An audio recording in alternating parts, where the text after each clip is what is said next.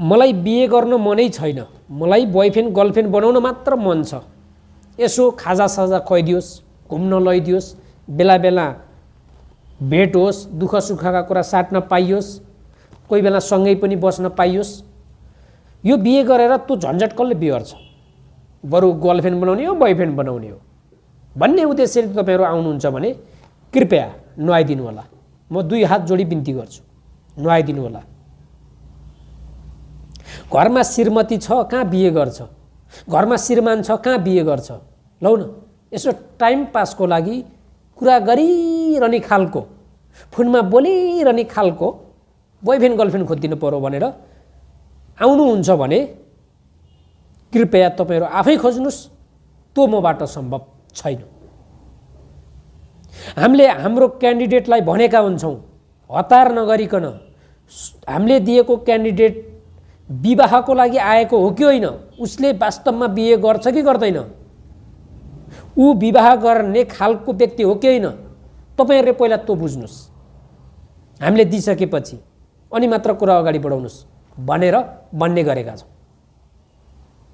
अनि टाइम पासको लागि बोयफ्रेन्ड गर्लफ्रेन्ड बनाउन पाइन्छ कि भनेर पैसै तिरेर भए पनि तपाईँहरू बिहे गर्ने नै हो भनेर क्यान्डिडेट माग्नुहुन्छ भने त्यो प्राप्त हुँदैन। यहाँ त 10-15 दिन 20 दिन 1 महिना 2 महिनामा बिहे फिक्स भइसक्नुपर्छ।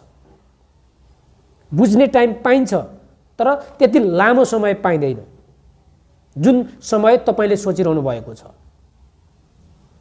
मागी विवाह र म्यारेज ब्युरोले दिएको उस्तै उस्तै हो।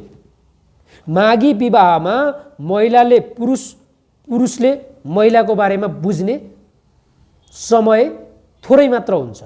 हो, म्यारेज ब्युरोको पनि समय थोरै नै हुन्छ, किनकि यहाँ गर्लफ्रेन्ड बोयफ्रेन्ड बनाउनको लागि 1-2 महिना 5-7 महिना 1 वर्षसम्म कुरा गरेर बस्न पाइँदैन, मिल्दैन। अब हामी कहाँ आएको क्यान्डिडेटले कसैसँग त्यस्तै कुरा राख्नु भएछ। कहाँ बिहे गर्छु त म ठुलो पावरफुल मान्छे हो, मेरो नेताहरूसँग सङ्गत छ, मसँग फलानु व्यक्तिहरू छन्, मलाई त्यस्तो बिहेको भन्दा पनि मेरो घरमा श्रीमान छ, श्रीमती छ, बालबच्चा छ, मलाई गर्लफ्रेन्ड चाहियो बोयफ्रेन्ड चाहिएको हो, मलाई यसो टाइम पासको लागि कुरा गर्ने भए ओके छ, नत्र भने भन्ने खालको कुरा पनि गर्नु भएछ। प्लिज त्यस्तो व्यक्तिहरू नआइदिनु होला, त्यस्ता व्यक्तिहरूले सम्पर्क नगरिदिनु होला, किनकि हामी कहाँ बिहे नभएका धेरैजना क्यान्डिडेट हुनुहुन्छ जसले जोडी पाइरहनु भएको छैन।